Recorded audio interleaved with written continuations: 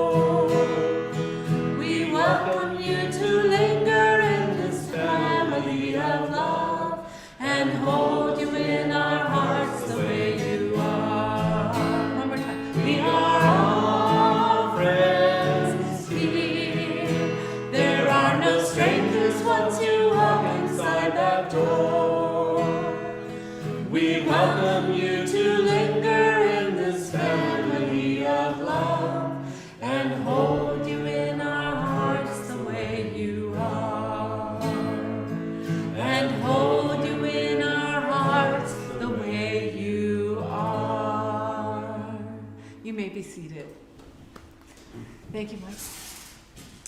Good morning, everyone, and welcome to Unity Spiritual Community in Citrus Heights, where all are welcome and differences are celebrated as the splendor of God's creative expression.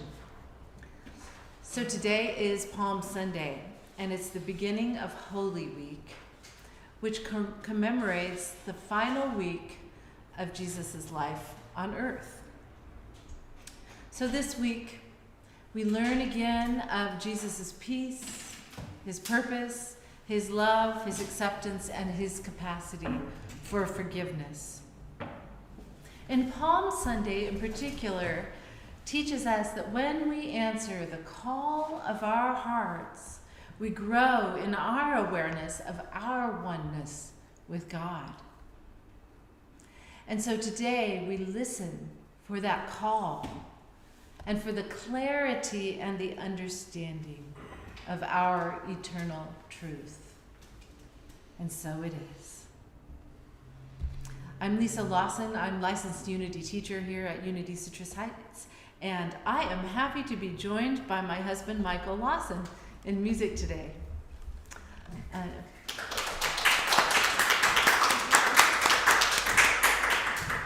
And now I'd like to invite Ashley Forsyth to read today's daily word.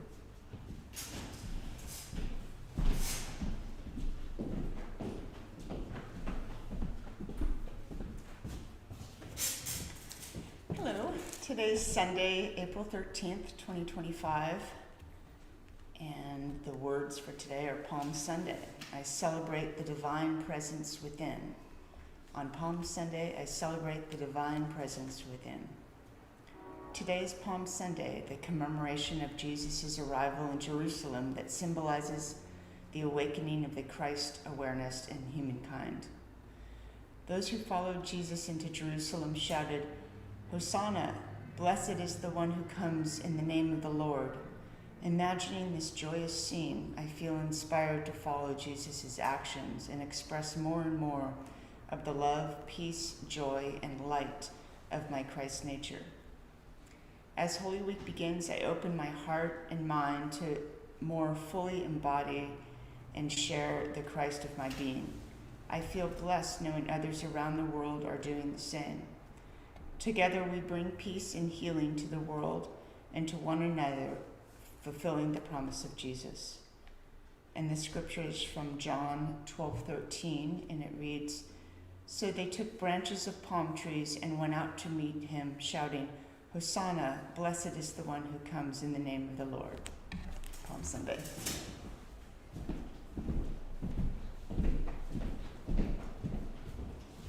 Thank you, Ashley. So we welcome each one of you who's with us here today, whether you're here at Sylvan Community Center or on Zoom or on YouTube Live. And we know that every one of you is here by divine appointment, and we are very grateful for the joy that you add to our Sunday celebration. So if it's your first time here with us, you can pick up a welcome packet from an usher, or if you're online and it's your first time, be sure to sign up for our mailing list on our website, which is unitycitrusheights.org. We send out an email just every Friday and lets you know what's going on with our services and midweek activities. So now we're going to take a moment to greet each other, and remembering that many Unity people like to give hugs, but we don't always want to, so just if you'd prefer a namaste or a handshake, we'll do that as well. So go ahead and stand up and greet each other now, and then your cue to return to your seats is the music. Family commitments, I think so. Good morning.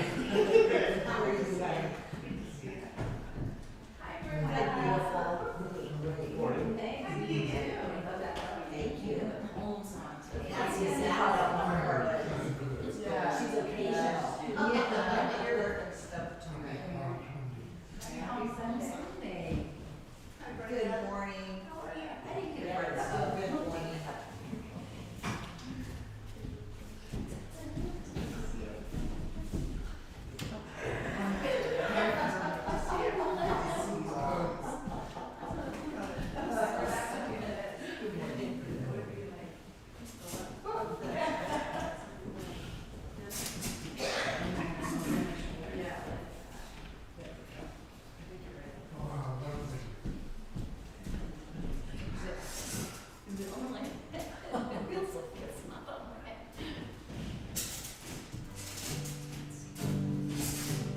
Teaching song, the teenagers, but for all of us really. And it's a good affirmation to remind yourself of.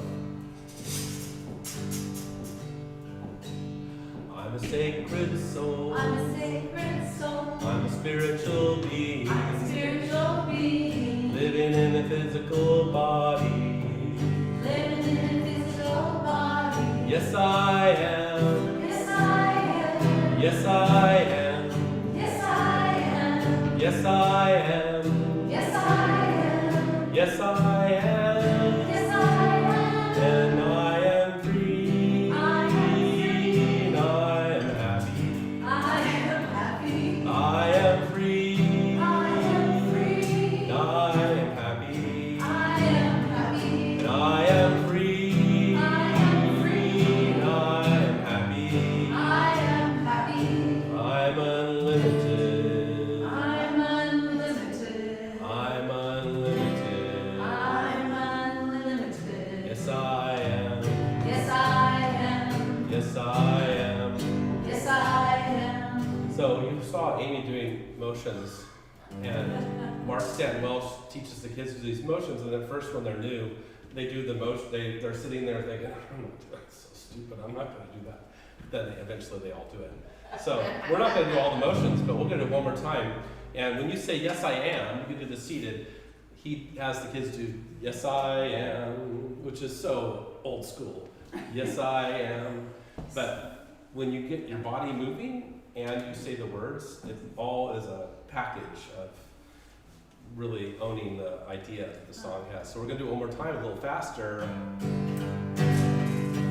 I'm a sacred soul. I'm a sacred soul. I'm a spiritual being. I'm a spiritual being. Living in a physical body. Living in a physical body. Yes, I am. Yes, I am. Yes, I am. Yes, I am. Yes, I am. Yes, I am. Yes, I am. And I am free. I am free. I am happy. I am happy. I am free. I am free. I am happy. I am happy. I am free. I am free. I am happy. I am happy. I'm unlimited. I'm unlimited. I'm unlimited. I'm unlimited. Yes, I am. Yes, I am. Yes, I am. Yes, I am. Yes, I am.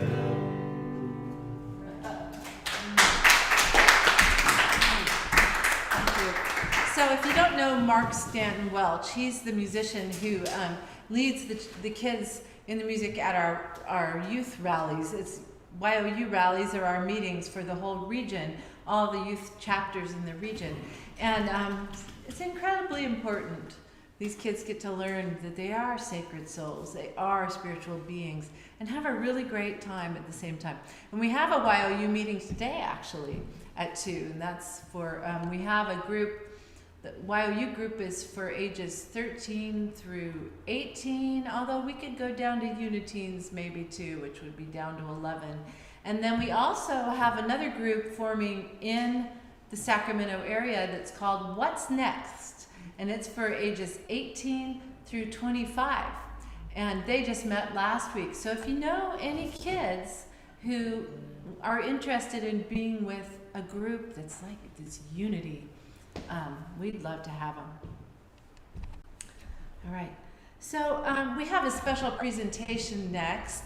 It's actually a news interview on our local TV station, which is KYOU, okay? And Amy is going, I'm gonna invite Amy, who's our special guest, up here, and we're gonna do, have an interview with Martha of Bethany this morning. So welcome, Martha of Bethany.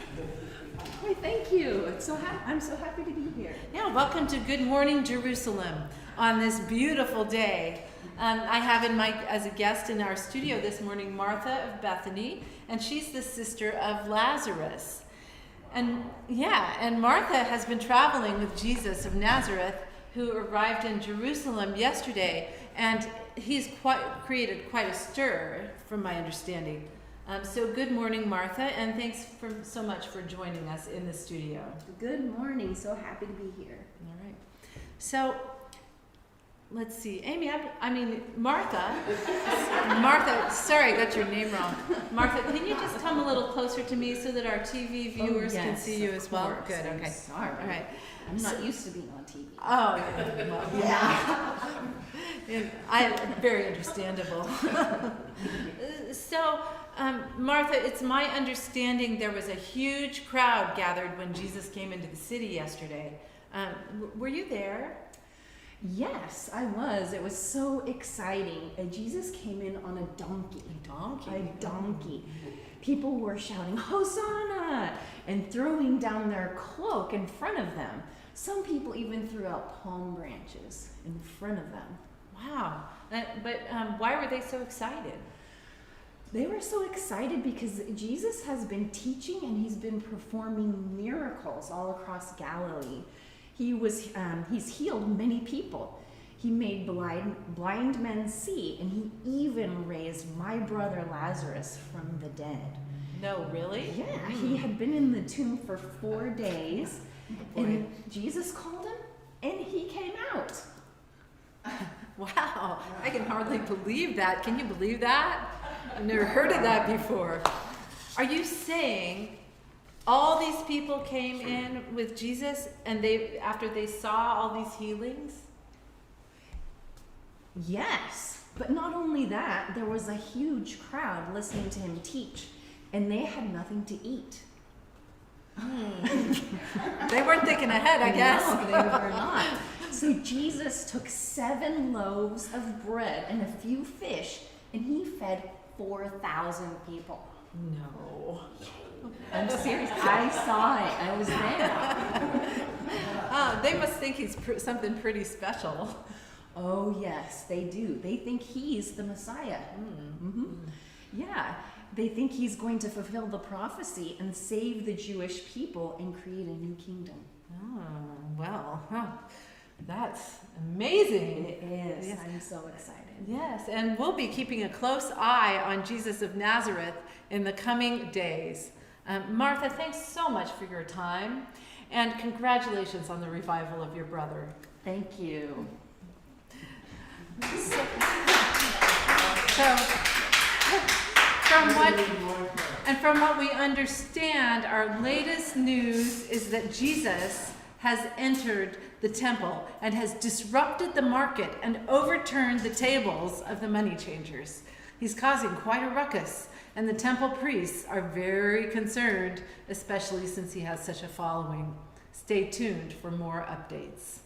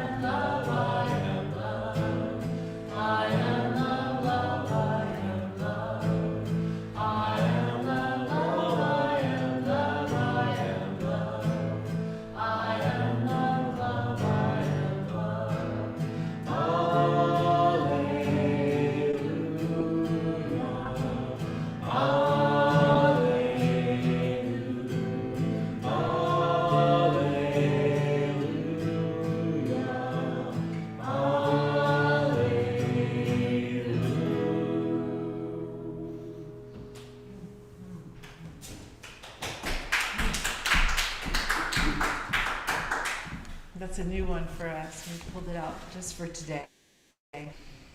And so now we draw our attention to the prayer box in the lobby, where we invite you to leave your prayer requests for yourself, for your loved ones, for the world, any concerns you might have. Because we know that unity is a movement founded on prayer. And that we are connected in this energetic way that is so healing, so enriching, and so uplifting to our lives. And so we draw each of those prayer requests into our hearts today, holding that space of healing, of wholeness, of love, of peace, and of order for each request. And we know that it is so, and that even as we bring these affirmations to mind, it is done. So we release these concerns into the loving care of the Christ Spirit today.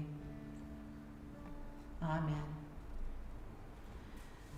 And we invite you to pray with us after service. If you'd like individual prayer requests, you can see me after service. You can email us at info@unitycitrusheights.org, or we invite you to call or contact Silent Unity.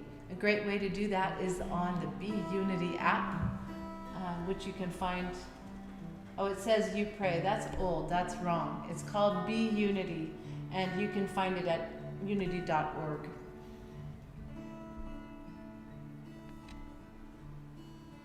So now please prepare for a time of meditation.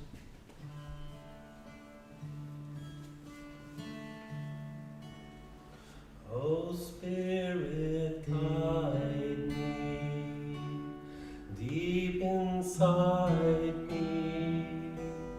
Take me to my heart place, the place of ease and grace. Breathe in this moment, this sacred moment. I am peace, I am renewed. Oh Spirit, guide me deep inside me. Take me to my heart place, the place of ease and grace. Breathe in this moment, this sacred moment. I am peace, I am renewed. And so we breathe. And relaxing our body. As you relax your body, go within. Take another breath.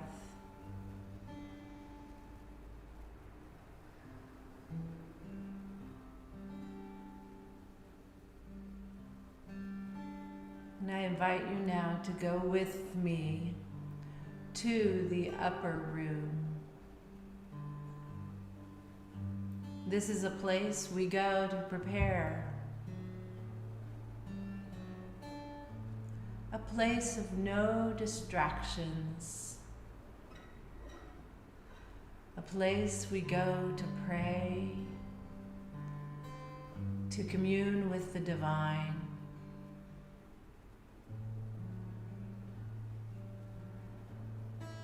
And in this room, you meet the Christ.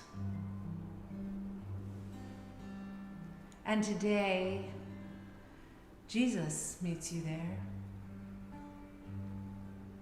And he kneels before you with a basin of water and a cloth. And gently taking your feet, he takes the cloth and he begins to bathe them. washing them with reverence.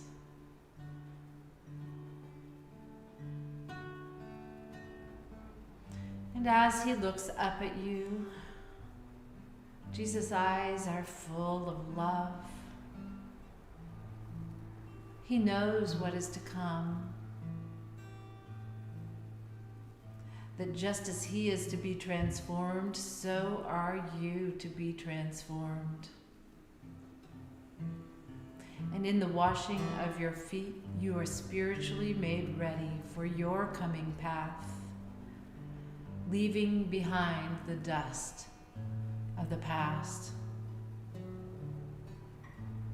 And he asks you, just as I have loved you, love one another. And you too are ready to rise into your Christhood. As you begin this Holy Week, take this moment in the upper room to prepare for the trials and the changes to come. And in this place of peace, rest now for a moment in the silence.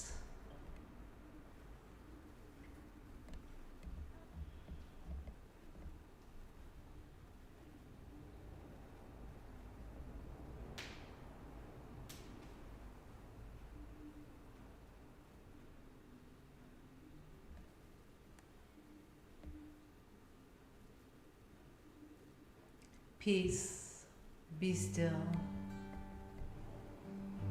As we begin this Easter week, you carry with you your own Jerusalem, your place of peace, as you enter a new consciousness of your radiant Christhood. And so it is.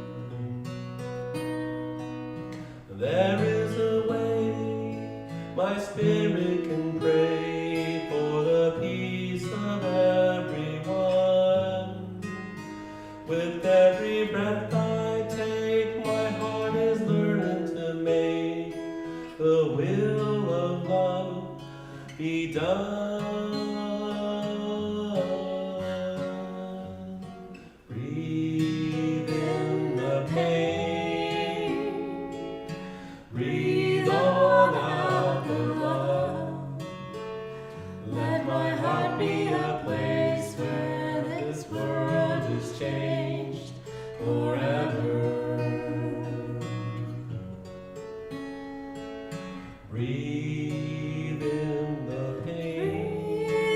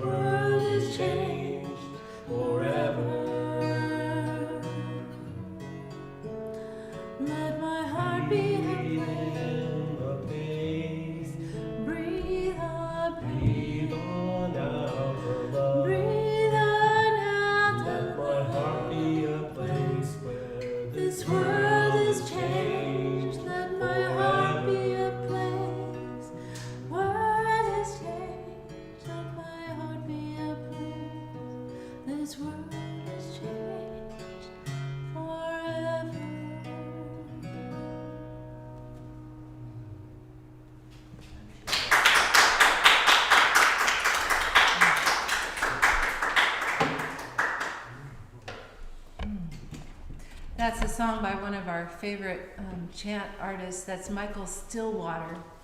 And he used to live here in the Bay Area. And he did a wonderful, it was called Chant Wave. And he would get groups of people together and they would all sing these chants. They did it in Grace Cathedral. And just fabulous. So check him out. Now he's in Switzerland. But we got to hear him last year. And he came back to Marin for something, so love his music. Oh, so I'm putting on my Unity lenses. They were supposed to be my butterfly glasses, but I couldn't find them, so these are close enough. So that news story interview that Amy and I did with Martha might bring us back to the Easter of our childhood. And you know, it's tempting to throw it out. Who's been tempted to throw out Easter? Yeah, you know, I was at one point, but it was so important to me that Easter, that the wonderful life and the love and the resurrection from my childhood, that I had to make it make sense for me.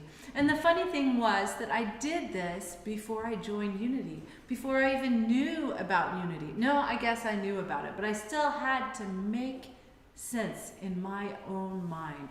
What did Easter mean to me? So we carry that Easter with us, especially when we grew up in that tradition. And it's, whether we like it or not, it's part of what made us who we are today. So I think maybe don't throw out the baby with the bathwater. That's what my mother-in-law used to tell me. Don't throw out the baby with the bathwater. So we take a new look at Easter through our Unity lenses. As it is Palm Sunday, and it's the beginning of Holy Week. And this week commemorates the final week of Jesus of Nazareth. And this week, when he lived, was the culmination of 3 years of teaching and performing miracles. Like Martha shared with us, he changed just a few loaves of bread and into enough food to feed 5,000, bread and fish. He turned water to wine. He healed the blind and the lame. He even walked on water. And the last thing he did right before he walked into Jerusalem on that Palm Sunday was he raised his friend Lazarus from the dead. So Jesus was at the top of his game. And when he rode into Jerusalem on that donkey colt, he was fulfilling an old prophecy from Isaiah, from the prophet Isaiah, about the Messiah. So this is why the Jewish people thought he was the one. They thought he was the physical king who would save them from their oppression, their political oppression, their cultural oppression. And you know, why not if he could bring people back to life, right? To slay those enemies. So the first thing that Jesus did that week after he entered Jerusalem was he cleaned house. And he went to the Jewish temple and he threw out the money changers who were taking advantage of the people who would come to the temple. They would change the money and make a profit because only certain kinds of money could be given at the temple. So what would Jesus do next? Well, Jesus wasn't following the outer path of success. He was following his inner calling. It was the divine calling of his soul. And so he chose another path, even though he knew what was coming in this week. And he even predicted it. Did he know how he would be resurrected? The details, probably not. He knew, I know he knew it would look different than his disciples and his followers expected. they expected this typical king, right? And so he met with his disciples in the upper room. And this is the origin of the Last Supper and communion. And he advised them and he told them, I go to prepare a place for you. And he knew what was coming. And he surrendered to his divine purpose. And even as he was in agony in the Garden of Gethsemane, like we talked about at the beginning of Lent, he said, Lord, if it is possible, take this cup from me. Can you imagine being in Jesus' shoes at that time? Or his sandals? Remember, Jesus was at the top of his game. He was popular. He was fulfilling his purpose. He was teaching and healing. And yet, do you see how for so many people it had become about him, about his personality, and that even though he was teaching love, and even though he was teaching our oneness with God and our divine nature, that we too could do these things, that these people, his followers, could also do these things. He had to let all of it go. And his friends and his disciples betrayed him, even the closest ones. Even Peter, you remember that story about before the cock crows 3 times, you will betray me. Or 3 times you will betray me. No, that's it. Before the cock crows 3 times, you will betray me. And Peter did. Even as Jesus went to trial and was put to the most painful death, Peter denied that he knew Jesus. These are Jesus' closest friends. And can you imagine how they must have felt? They must have been so incredibly disappointed and afraid. They knew that Jesus was all powerful, that his Father was God, and yet this was happening to him. And he was letting it happen. And so they abandoned him, Jesus, whom they loved and whom they followed. So to follow his inner guide, Jesus had to let go. He had to be present to the calling of the moment and to stay in faith. Faith in God. So you know this is really about you, right? You know that? It's always about you in unity. Because Jesus symbolizes our I am identity. So in unity, we look at the Bible in many different ways, but usually not literally. We use it as a tool for our own guide as to our own spiritual unfoldment. And intuitively, we look at the descriptions and the meanings of various characters and events and teachings in the Bible, and we interpret those as they would reflect our own spiritual journey. And there's many ways to look at it. So looking at Jesus as our I am identity. In our personality, we all have those moments when we are successful and we're at the top of our game, and yet we feel like something's not right, something's wrong. Have you ever had a moment like that? I know I have, right? And we know in our gut that we have to stop whatever we're doing. We have to follow our heart.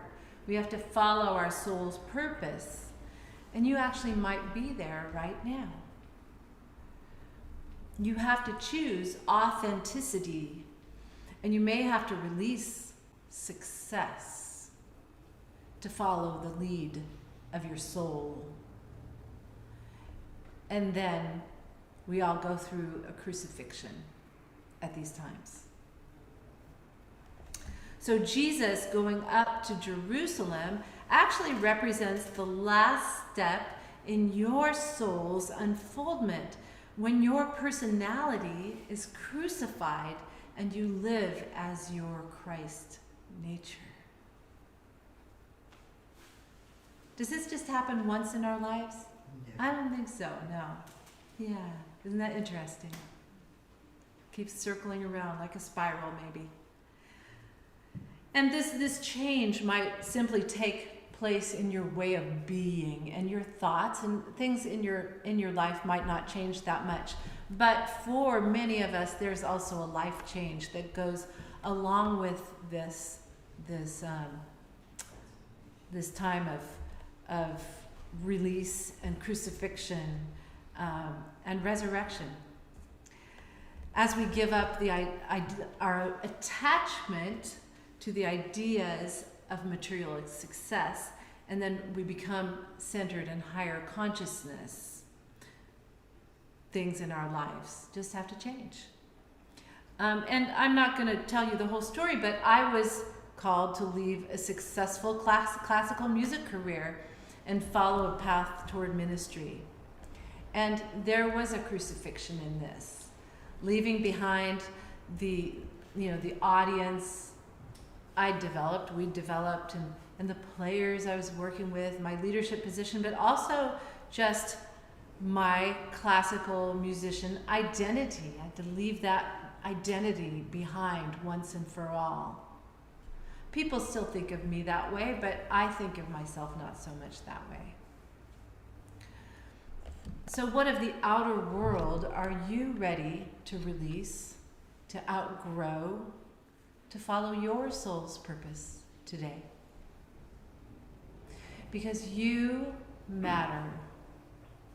Your authentic calling is important. And this takes courage. And you know it's coming, and you might already be preparing people around you, just like Jesus did. You are anointed by Spirit. And you will probably go through a dark night of the soul, which is your own crucifixion. And yet, this is the desire of your soul.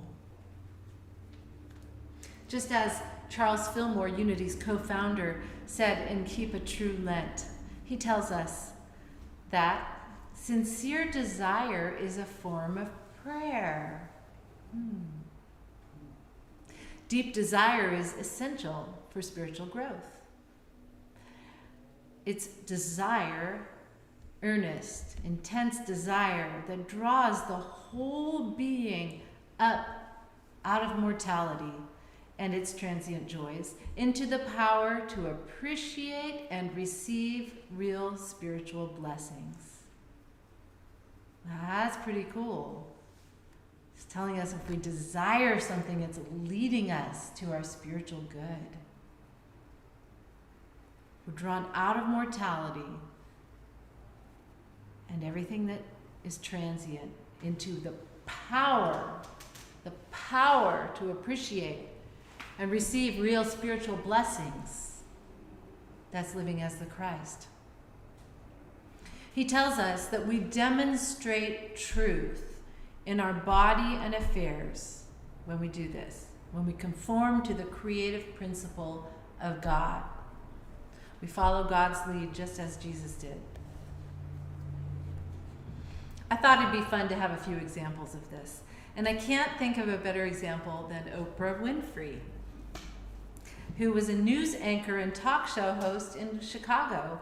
And she had, in her early life, she had a foundation of personal trauma, but she wanted to connect with audiences on a deeper level. And so she did have her own show, and her crucifixion was maybe as she began to address her own vulnerability, openly, and by connecting with her audience on an emotional level, she transformed her talk show into a platform for people sharing their stories of struggle and of resilience and of personal growth. And we all know what happened with Oprah, right? something fabulous. Wow.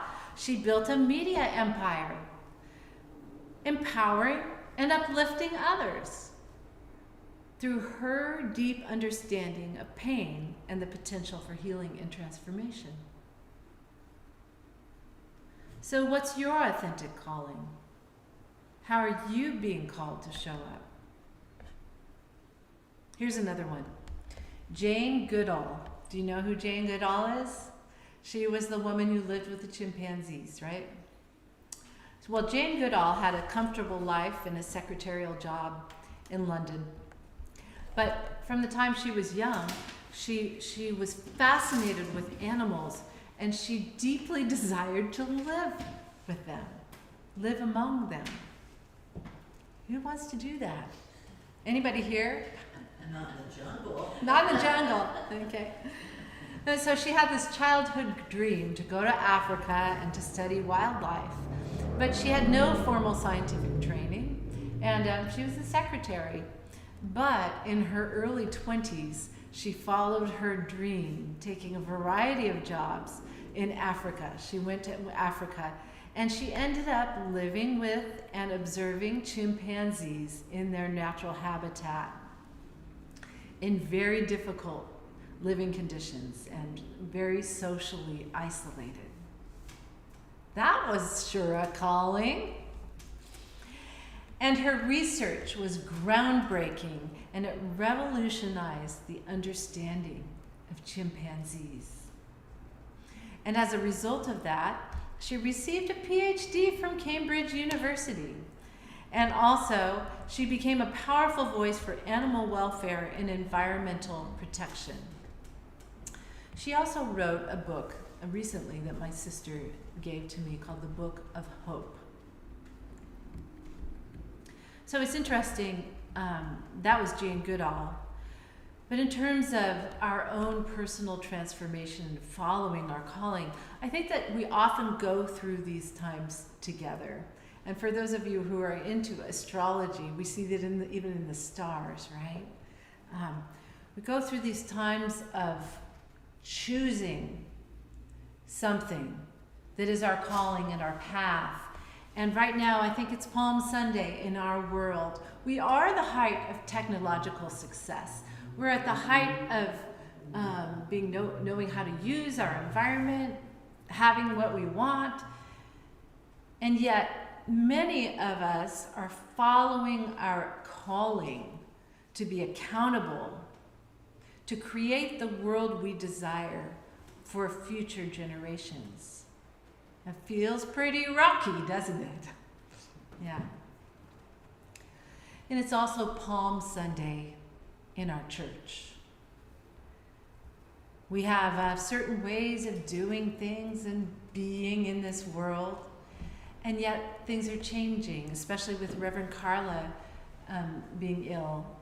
And so we're called to release past ways of being. And we're experiencing our own crucifixion in that. And so what are we called to do? How do we choose to rise? How do you choose to rise? Because it's Palm Sunday, and we hold to the faith and to the truth that there is a fabulous next chapter. Because the best of what we have stays with us. It's part of us as we leave behind the difficulties of our human struggle as we're transformed in the presence of God.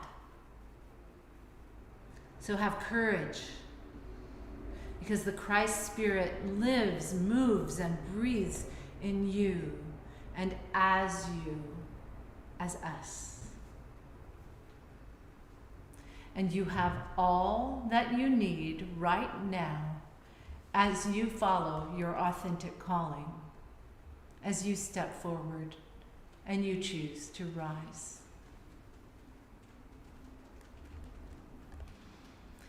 So, I'd say, and so it is.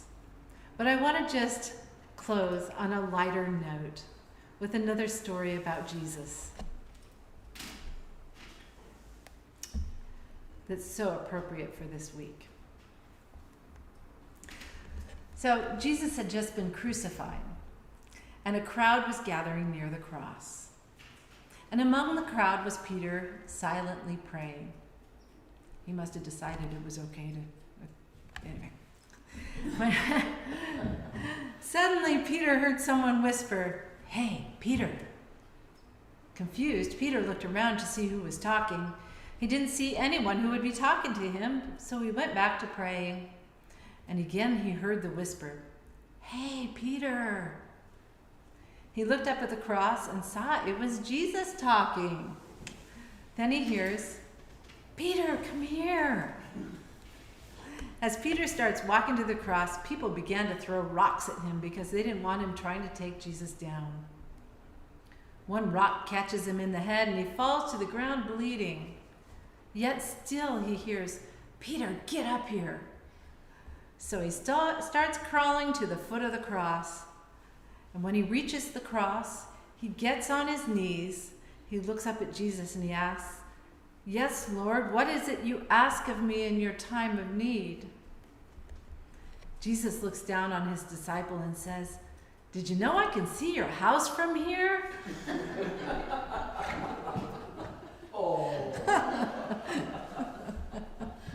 It's a little morbid, but it's a good one. All right. So just like Jesus, as we claim our authentic calling, we can still have fun together. And thus ends the lesson.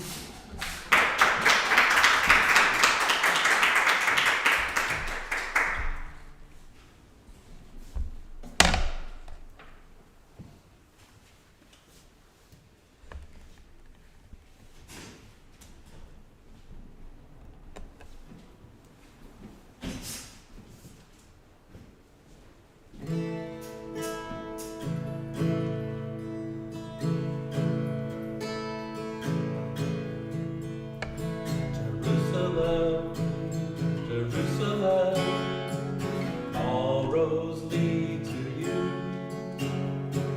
Jerusalem, Jerusalem, your light is shining through, and you will show the way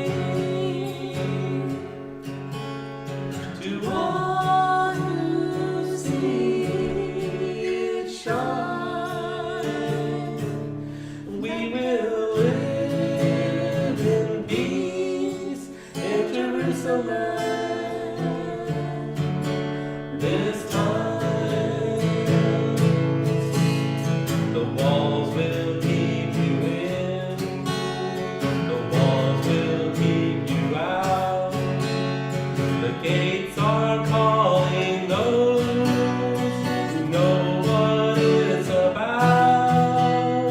Jerusalem, Jerusalem, our roads lead to you.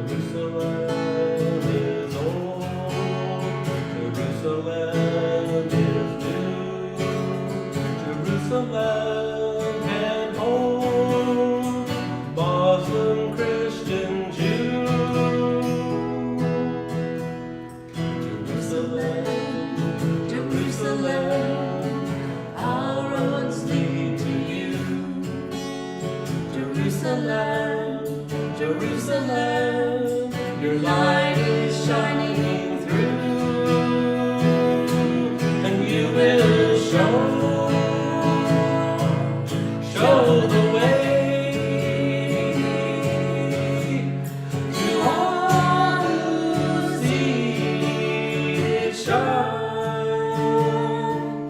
We can live in peace in Jerusalem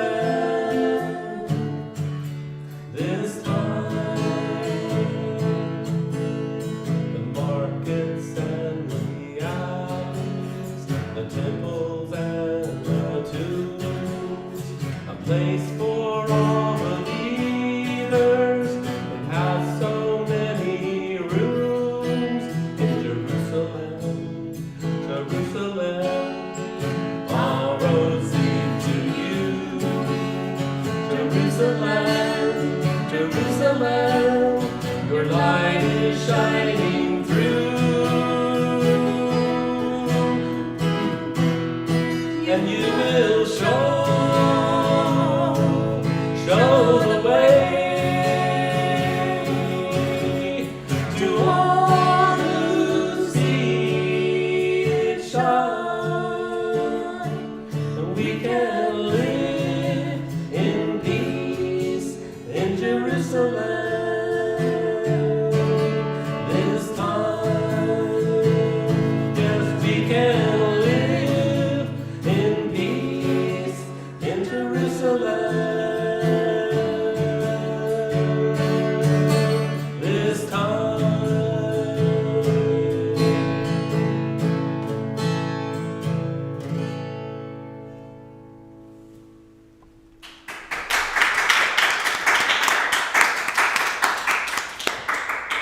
Okay.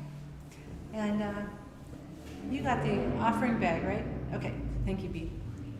So as we prepare for our love offering, I breathe into the gratitude for our community today, for this opportunity we have to meet together and to celebrate this time, celebrate our divinity, uplift each other in love.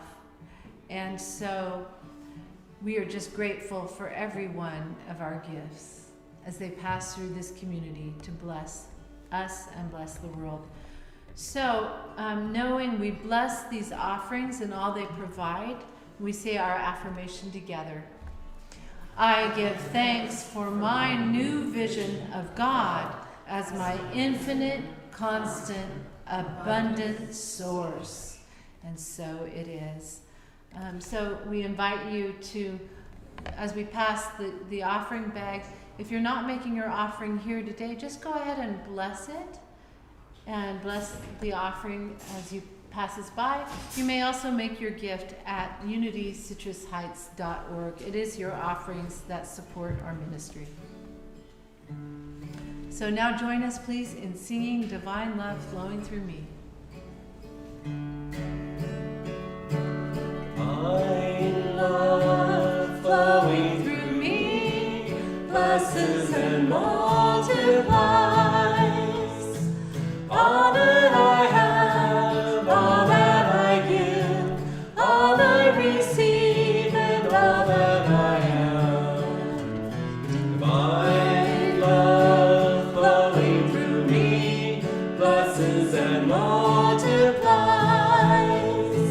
all that I have, all that I give, all I receive, and all that I am.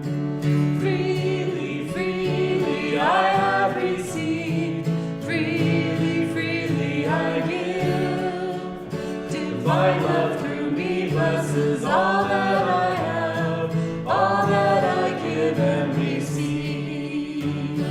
Freely, freely I have received, freely, freely I give. Divine love through me blesses all that I have, all that I give and receive. Thank you. All right, and so we have a few announcements. Today after service, I know we announced this awfully late, but we're having a potluck and potlatch. There's food for all, so please feel welcome to stay and celebrate with us as we join in community. The potlatch is a celebration it's a Native American custom where we bring things for each other that we no longer feel that we need in our own lives, but still have value, and we can take whatever people have brought. So that's outside on the table. This Wednesday at 6:30 p.m. is our full moon circle. And Amy, is it the pink moon? Are you using that this I time? think so. They call it so many different things. So many different names. Okay, well, that's what I found when I looked it up. And so even though the full moon, I believe, was last night, it's we couldn't do it last night, and we still want to get together. So we're doing it Wednesday. So if you would like to join us, please sign up online on our website, unitycitrusheights.org. Next week, we'll be right back here for Easter Sunday service. My son Liam will be joining us for music, as well as Nancy Finch will be singing. So it'll be a nice service of some music and celebrating the resurrection of us all, as well as Jesus. So then on the 27th of the month, that is our stay-at-home Sunday service on Zoom. Reverend Blair Tabor will be with us. He's a musician as well as a Unity Reverend, and he'll be speaking on the 3 phases of being. So we're looking forward to all of those things.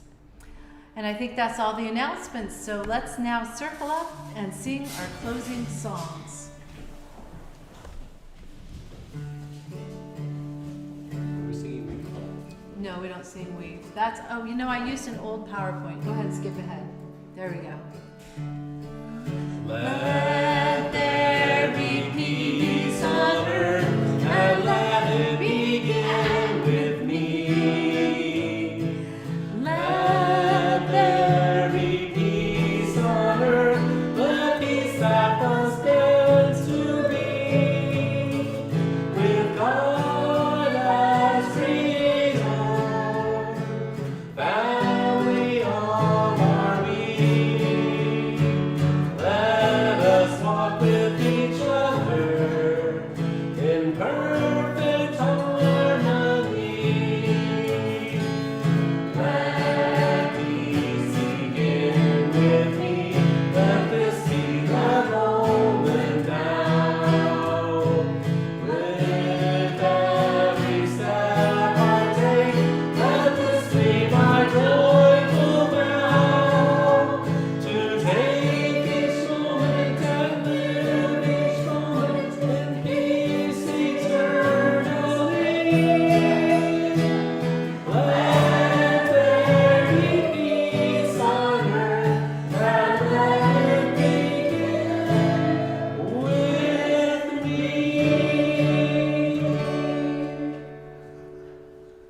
As we know that the light of God surrounds us, the love of God enfolds us, the power of God protects us, the presence of God watches over us. Wherever we are, God is, and all is well. Thank you all. Have a wonderful week.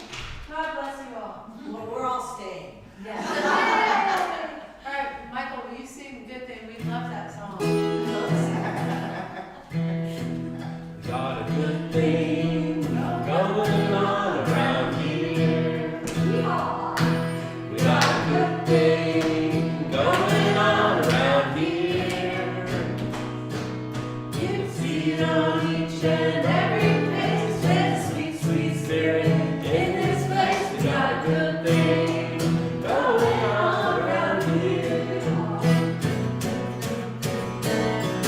Got a good thing going on. We got a good thing going on. We got a good thing going on. We got a good thing going on.